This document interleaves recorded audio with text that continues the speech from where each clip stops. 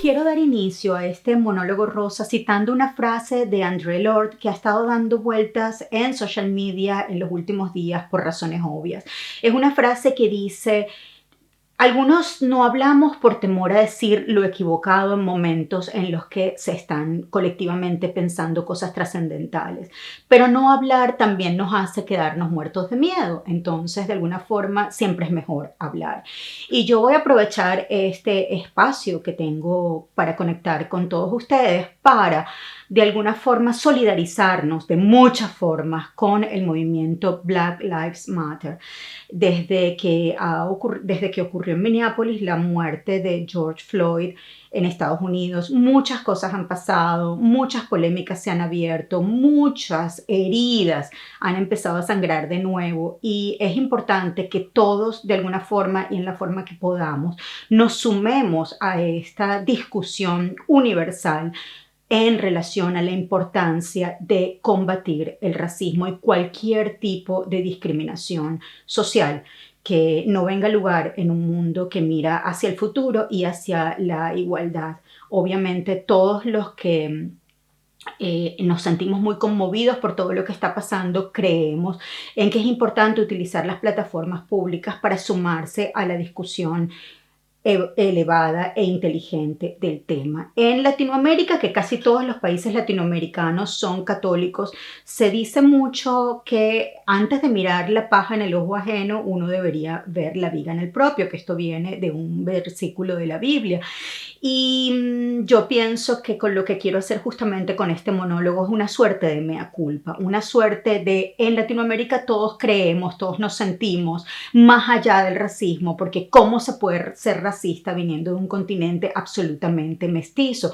Un continente en el cual la unión de razas, de muchas razas, la indígena, la negra, la blanca, no empezó hace 100 años, empezó hace milenios. Entonces, obviamente nosotros sentimos que tenemos una visión muy fresca, que nos insultamos, que nos decimos cosas pesadas en relación a veces, digamos, bromeando en relación a la nacionalidad, el origen o el color de la piel de alguien, pero que siempre lo hacemos con frescura, y que en realidad el racismo no es un problema en Latinoamérica como podría serlo, por ejemplo, en Estados Unidos o en Sudáfrica o en otras culturas donde la discriminación es mucho más latente y tiene unas connotaciones distintas. Sin embargo, yo creo, y como latinoamericana mixed race, porque soy el origen, soy el producto de una familia en la que una blanca italiana y un afrocaribeño apureño se unieron para crear una familia. Y como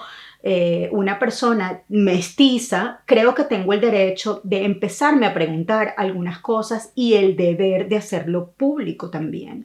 Este monólogo es una suerte de mea culpa para decir, por ejemplo, ¿por qué siempre me he sentido mucho más atraída por el pasado de mi mamá, que obviamente, siendo venezolana, habiendo nacido en Venezuela, lucía como más nostálgico, más melancólico, más desconocido, porque ella venía de Italia y yo nací en América?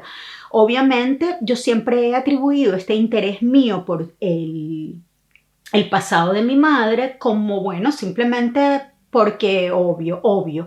Y a veces en los últimos días me he estado empezando a preguntar por qué no, por ejemplo, por el pasado ancestral de mi padre, que es tan desconocido para mí como el de mi madre y que tiene mucho que ver con ancestros negros.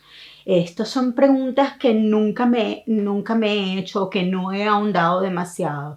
O por ejemplo, cuando me siento a disgusto o incómoda con mi nariz, porque no es como la nariz de mi mamá, que era toda perfiladita y bonita. Cuando, por ejemplo, reniego de mis curvas y quisiera ser alta, esbelta, longilínea, y en vez de alguna forma darle positiva bienvenida y aceptación a que, bueno, que tengo un cuerpo muy afrocaribeño.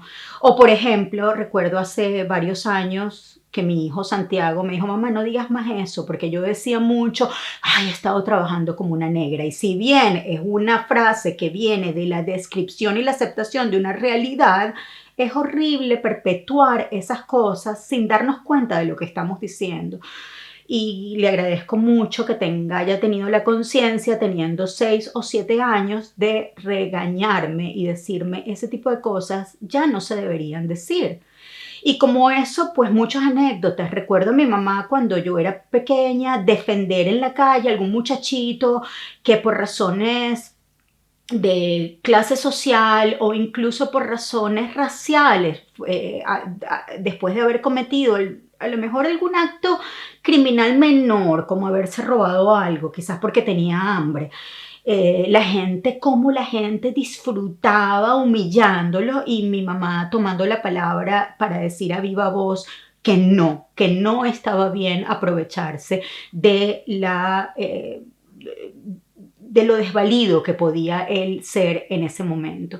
Creo que este es un momento interesantísimo para todos empezar a hacernos estos mea culpa y un poco mirar hacia nosotros mismos y ver cuántas veces en situaciones públicas hemos aceptado chistes o frases o opiniones riéndonos para no ser la persona problemática del grupo cuando lo que la otra persona está diciendo enfrente de ti es absolutamente inadecuado y racista.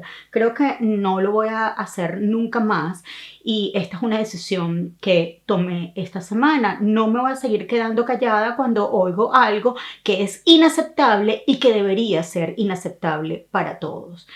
Hace como un mes, antes de que las revueltas en Estados Unidos empezaran, mi amigo Rodolfo Villaplana, que vive en Toscana, creo que se había tomado como unos vinos de más esa noche, porque me dejó grabado en la madrugada, yo lo escuché en la mañana y lloraba de la emoción. Un poema de Andrés Eloy Blanco que se llama Píntame angelitos negros.